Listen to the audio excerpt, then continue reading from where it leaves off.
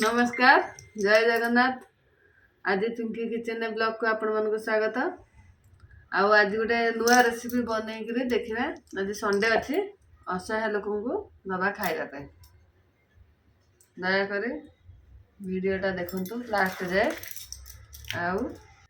Please like comment share कर channel टाको subscribe कर। एबे तेल टे पकईदे। तेल पकई सारापर किसी टाइम छाड़देवा गरम हाँपाई। गैस फ्लेम टे सिम करदे। तेलटा भल ताती सोरिष भी फुटी जाइए। एबे कंचा लंका भूसंग पत्र पकईदे। सेटा टिके हो सारापर बादाम आ बुट डाली यहाँ पकईदे। हलदी गुंड टे पकईदे। पकड़ करदे।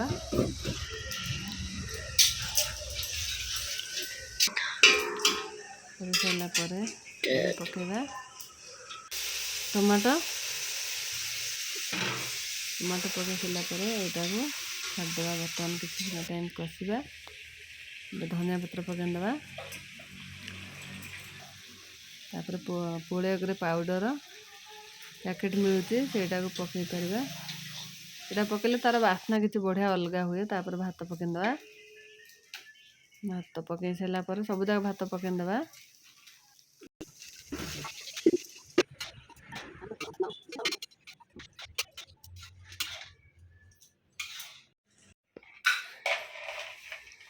चंदन चंदन लगाऊ लोग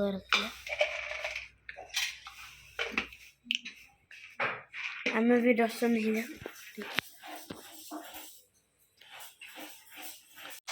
चटनी बोट सब जिनस रेडी।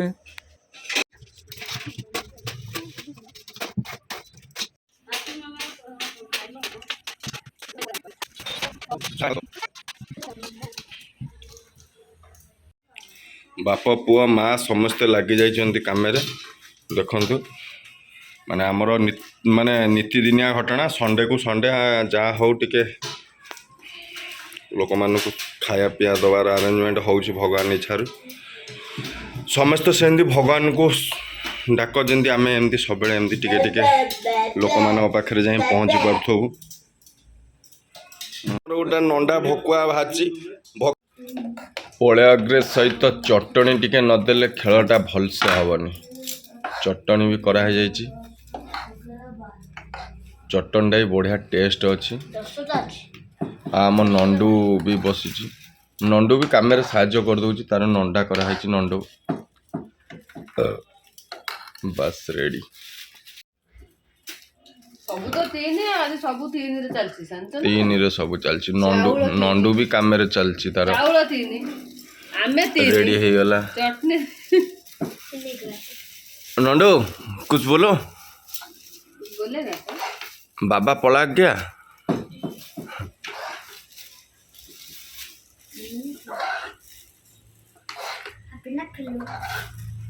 गेलू ना पेलू काम चलची माँ पुओ कम बापा समस्ते लग जाइए।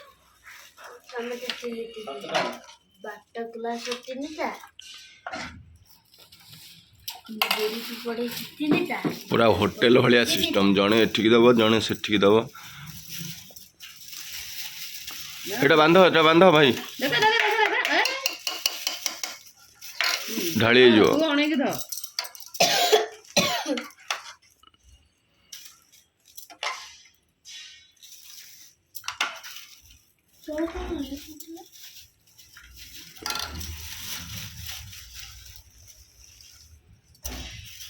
दे मोर यही कम कर धुरंधर तार राति निदा ना आम उठला बेलू तार सब रेडी रेडी कर सारा कटा कटी भात हरिका करी पूरा रेडी कर देछि सब खाली आम सकाळ है नहीं चलु।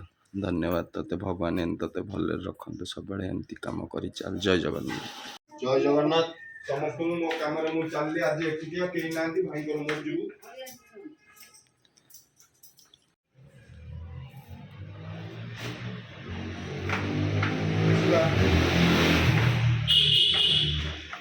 आज एकुटिया ମୋ ସାଇକେଲଟା ଥୁଆ ହେଇଛି କିନ୍ତୁ 13 ବର୍ଷର ସାଇକେଲ 1000 ଟଙ୍କା ଦେଇକି କିଣା ହେଇଥିଲା।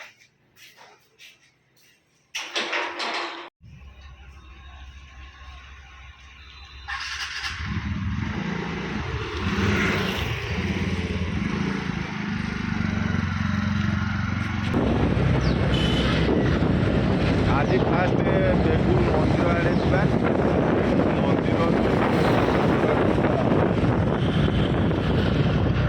ବେଗୁର ମନ୍ଦିରରୁ ତାପରେ ଚର୍ଚ୍ଚ ମସଜିଦ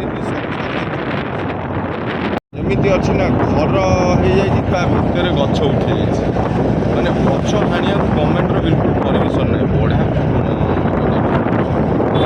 ଗୋଟେ ଛୋଟିଆ ଚାଳ ଘର ଏତିକି ଭଲ ଲାଗେ କର୍ଣ୍ଣାଟକ ଗଭର୍ଣ୍ଣମେଣ୍ଟକୁ ମାନେ ଏତେ ଷ୍ଟ୍ରିଟ୍ ଗଭର୍ଣ୍ଣମେଣ୍ଟ ନା ଗୋଟେ ଛୋଟିଆ ବର୍ଷକର ଗଛକୁ ଜଣେ ଯଦି ଗୋଟେ ବିଲ୍ଡିଂ କରୁଛି ନା ସେ ବି ହାଣି ପାରିବନି ପରମିସନ କିନ୍ତୁ ଆମର 200 ବର୍ଷର ଗଛକୁ ବି ଗୋଟେ ଚାଳ ଘର କଲେ ଜଣେ ବଢ଼ିଆ ମାନେ କ୍ଲାଇମେଟଟା ଏତେ ଥଣ୍ଡା ଅଛି ନା ଖରା ଦିନ କ'ଣ ବର୍ଷା ଦିନ କ'ଣ ଶୀତ ଦିନ କ'ଣ କିଛି ଜଣା ପଡ଼ୁନି। ଆମର ତ 48 ଆଉ କିଛି ଦିନ ଆରଥର ଆଡ଼କୁ 50 ହେଇଯିବ ବୋଧେ ଆଉ।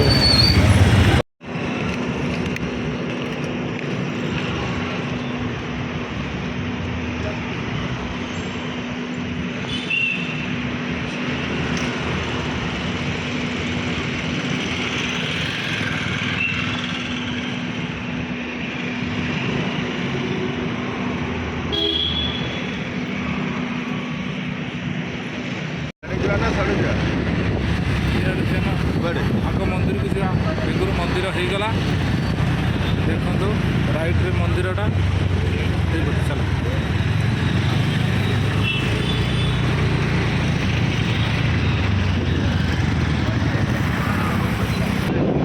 ତାପରେ ମସଜିଦ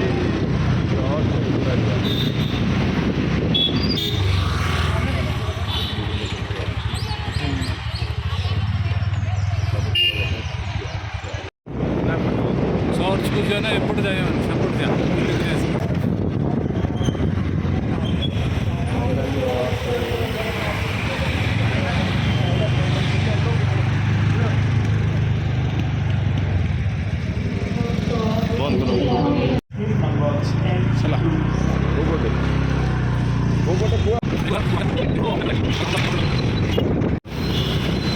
ଏବେ ହନୁମାନ ମନ୍ଦିର ପାଖାପାଖି ଆମେ ହେଇଗଲୁ।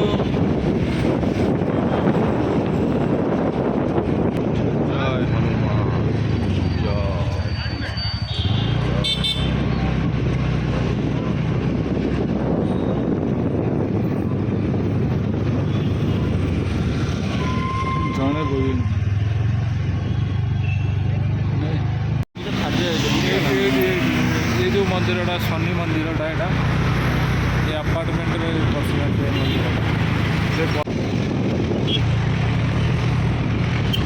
मंदिर